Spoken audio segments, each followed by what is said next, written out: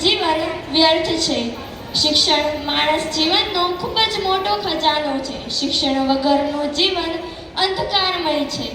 જેમ અંધકારમાં દીવો પ્રકાશ આપે છે તેમ શિક્ષણ પણ જીવનમાં પ્રકાશ લાવે છે।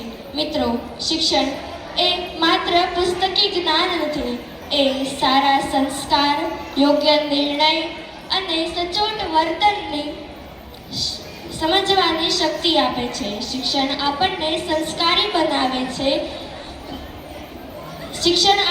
સંસ્કારી બનાવે છે, આત્મવિશ્વાસ આપે છે અને જીવનમાં આગળ વધવાની પ્રેરણા આપે છે। શિક્ષણ એ આપણને સ્વાવલંબન બનાવે છે। શિક્ષણથી વ્યક્તિ શું ન કરી શકે? શિક્ષણથી વ્યક્તિ પોતાના સપના સાકાર કરી શકે છે અને શિક્ષણથી વ્યક્તિ પોતાનું જ નહીં પરંતુ પૂરા પરિવારનું, સમાજનું તેમજ આખા દેશનું પણ ભવિષ્ય ઉજ્જવળ બનાવી શકે છે।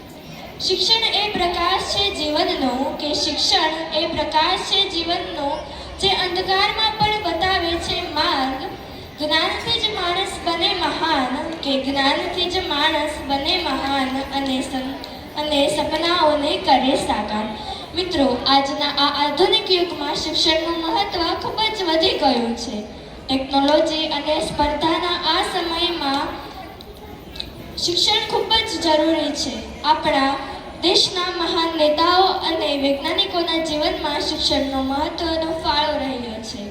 તો ચાલો આપણે એક એવા જ વ્યક્તિનું ઉદાહરણ લઈએ।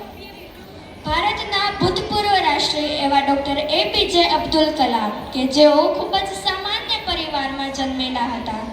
તેઓ આજે હયાત નથી, પરંતુ તેમણે કહ્યું હતું કે સપનાઓ તે નથી કે જે તમે ઊંઘમાં જુઓ છો, સપનાઓ તે છે કે જેઓ તમને ઊંઘવા દેતા નથી। તેમના જીવનમાં શિક્ષણનો ખૂબ જ મહત્વનો ફાળો રહ્યો છે। તેમનું જીવન આપણને શીખવે છે કે શિક્ષણ અને સખત હોય તો કોઈ પણ કાર્ય અશક્ય નથી। એટલે જ તેઓ આજે રાષ્ટ્રપતિ અને વૈજ્ઞાનિક બની શક્યા છે, પણ તેઓ કોઈ બીજા નામે જ ઓળખાય છે, તે છે મિસાઇલ મેન। શિક્ષણ છે જીવનનો અમૂલ્ય ખજાનો, જે આપે છે સમજ અને સન્માનનો તાજ। જ્ઞાનથી જ ઉજળી બને છે દિશાઓ અને સફળતા કરે રાજ।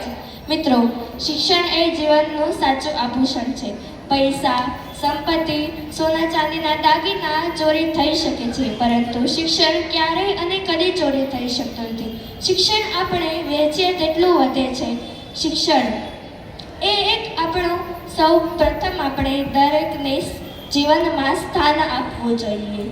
અંતમાં હું બસ એટલું જ કહેવા માંગુ છું કે શિક્ષણ એ આપણા જીવનની ચાવી છે, સફળતાનો માર્ગ છે અને આપણા ઉજ્જવળ ભવિષ્યનું સ્વપ્ન છે। તો ચાલો આપણે આજે સૌ પ્રતિજ્ઞા કરીએ કે નિયમિત શિક્ષણ મેળવીને અને સારા સંસ્કાર મેળવીને આપણા માતા-પિતા, શિક્ષકો, સમાજ અને દેશનું ભવિષ્ય ઉજ્જવળ બનાવીને તેમનું નામ રોશન કરીશું। ખૂબ ખૂબ આભાર। જય હિન્દ।